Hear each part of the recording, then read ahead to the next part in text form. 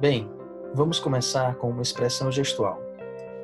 Começando pela pedra bruta, que equivale ao todo. A gente sempre começa do todo para as partes, do geral para o específico, do simples para o complexo. Isso nos dá uma noção de espaço.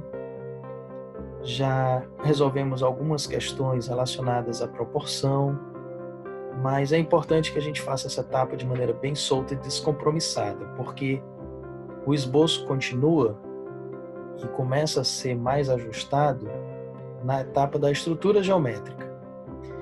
Essa etapa ela é mais racional, ela é mais controlada e a gente escolhe uma ou mais figuras geométricas simples que possam representar o nosso objeto, que a gente consiga dominá-lo tridimensionalmente.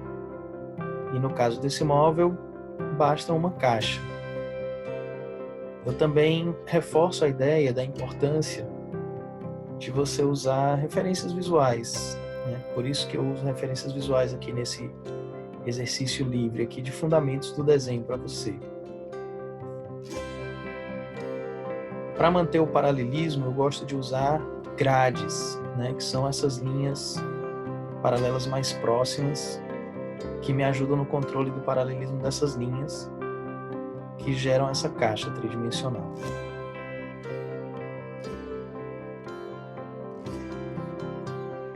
É importante que a gente faça a caixa toda transparente, inclusive desenhando as faces que não vão aparecer necessariamente no desenho, porque isso nos deixa livre para poder girar esse objeto, desenhar em outro ângulo se a gente quiser, né? Poder interpretar a nossa referência e não ficar escravo dela. Agora podemos fazer as subdivisões importantes e necessárias para que o desenho comece a aparecer de fato.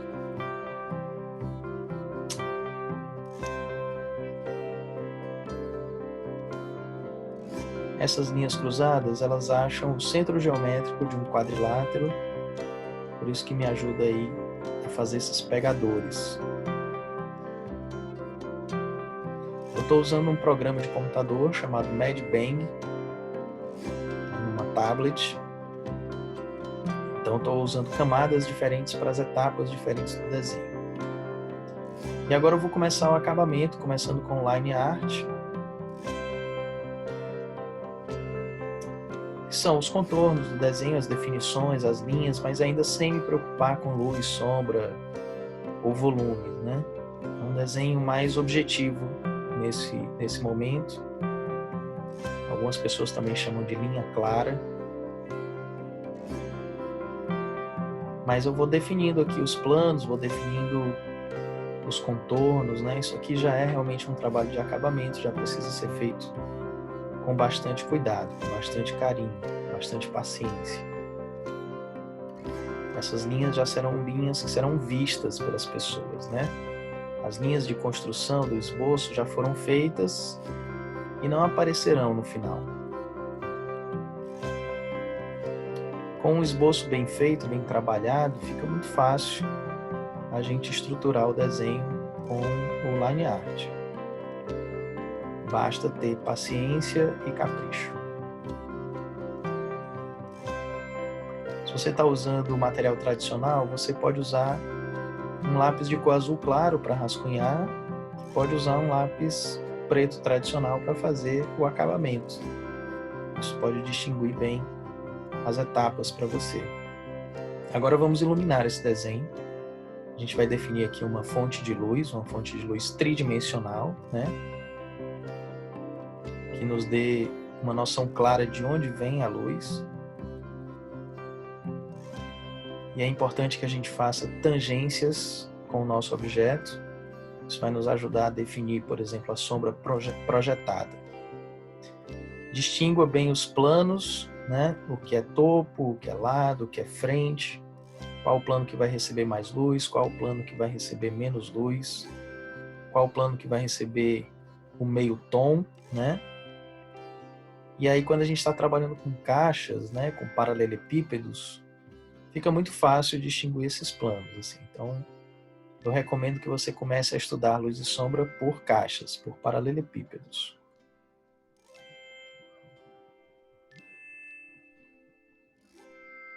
Agora, nessa fase do acabamento, a gente começa a fazer as texturas de valores.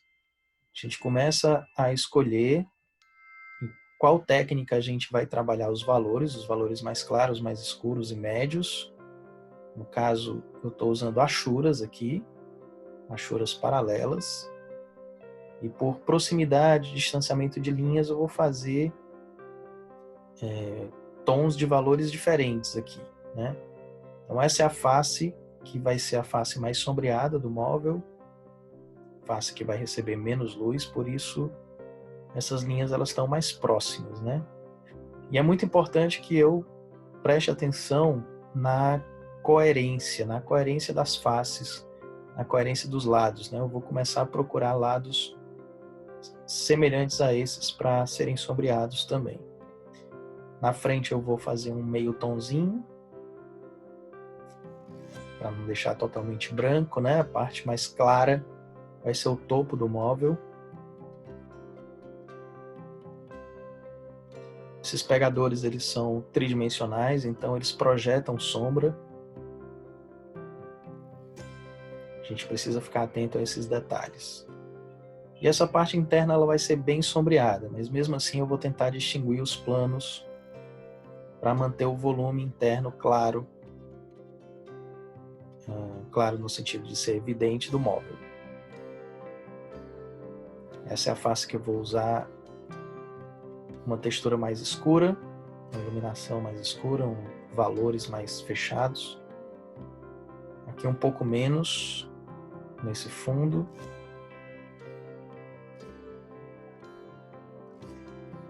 E na base eu vou justificar essa sombra com a sombra projetada do tampo do móvel.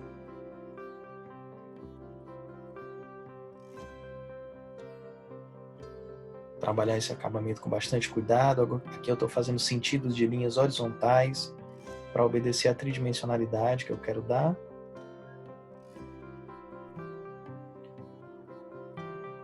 Não esqueçamos aqui os pés do móvel também.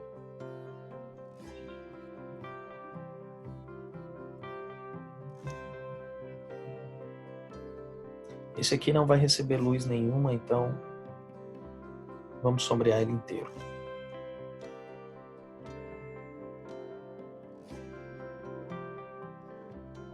Por fim, vamos definir aqui a sombra projetada.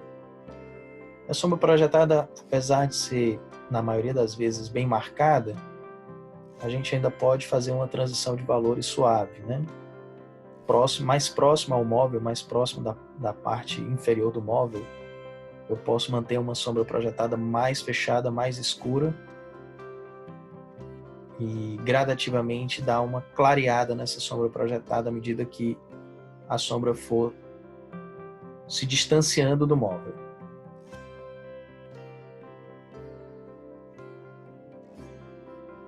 Então aqui, se eu estivesse usando lápis tradicional, eu estaria usando um 8B, provavelmente, e faria uma gradação do 8B para o 6B. Se você estiver estudando isso com materiais tradicionais, você pode usar grafites de maciez diferentes para conseguir a sutileza dessa gradação.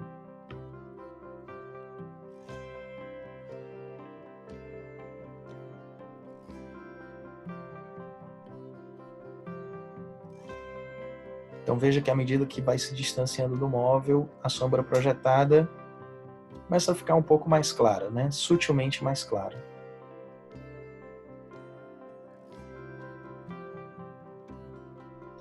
E para terminar, vamos colocar uma textura de material, uma textura de superfície aqui nesse móvel, que indique do que ele é feito, né? Então eu vou usar aqui uma textura de madeira, uma madeira trabalhada, uma madeira mais lisinha. Aqui em cima eu vou ser bem sutil por causa da luz. Vai aparecer alguma coisa, mas não muito. Mas nessa face do meio tom é onde eu posso mais trabalhar as linhas de textura com mais clareza, com mais evidência. E assim eu tenho um acabamento bacana para o primeiro desenho.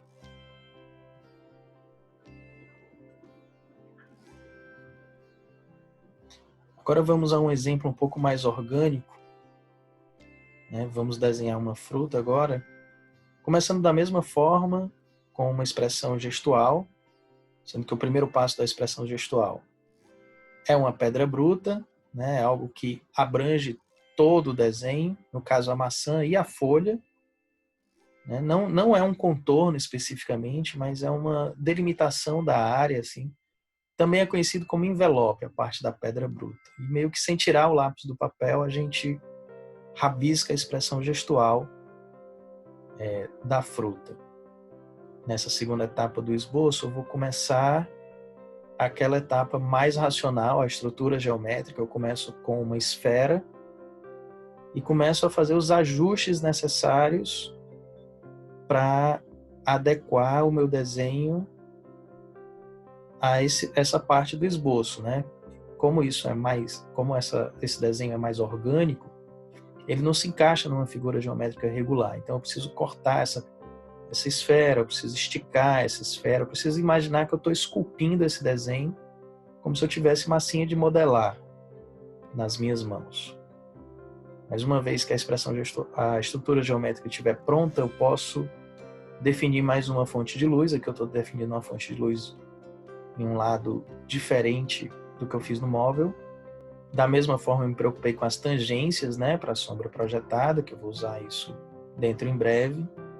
E aqui eu preciso dividir os planos, né? Quando eu estava usando uma caixa como base, né, eu estava usando um paralelepípedo, isso era muito evidente. Mas aqui, como eu tenho uma forma mais arredondada, essa divisão de planos não é tão evidente. Eu preciso definir isso com muito cuidado, justamente para separar a família das sombras da família da luz, né? A sombra projetada faz parte da família das sombras também.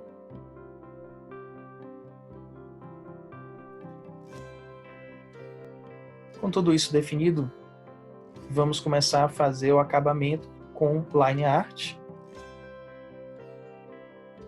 as linhas de definição do desenho, por enquanto ainda sem trabalhar luz, sombra ou texturas, simplesmente as formas definitivas, as formas finais do desenho, com bastante cuidado, com bastante capricho. Eu vou usar aqui achuras topográficas, ou seja, achuras que vão obedecer à forma tridimensional dessa fruta para poder fazer toda a iluminação, todo o meio tom, sombra, centro de luz, brilho, luz refletida. E além das achuras topográficas, eu também vou optar por fazer linhas cruzadas, né? Achuras cruzadas também, para ir criando tons diferentes de valores. Ou seja, uma textura de iluminação aqui com linhas cruzadas, né? Algumas pessoas chamam também de hatchings e cross-hatchings. Se você quiser fazer essa pesquisa na internet, você pode também buscar por esses termos. E aí eu vou cruzando essas linhas buscando os tons de cinza ideais, ou que eu considero ideais, para ir fazendo esse acabamento com bastante cuidado. Os brilhos, eu vou usar uma borracha para isso, para destacar os brilhos.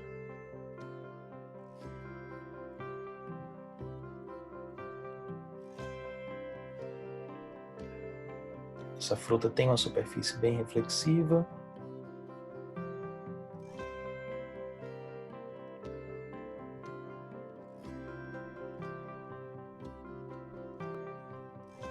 E eu vou ter aquele mesmo cuidado com a sombra projetada, ou seja, eu vou fazer uma gradação suave aqui. Vou começar com um preto bem fechado, próximo da fruta, próximo da maçã, e aos poucos eu vou clareando um pouco essa sombra projetada para finalizar esse desenho.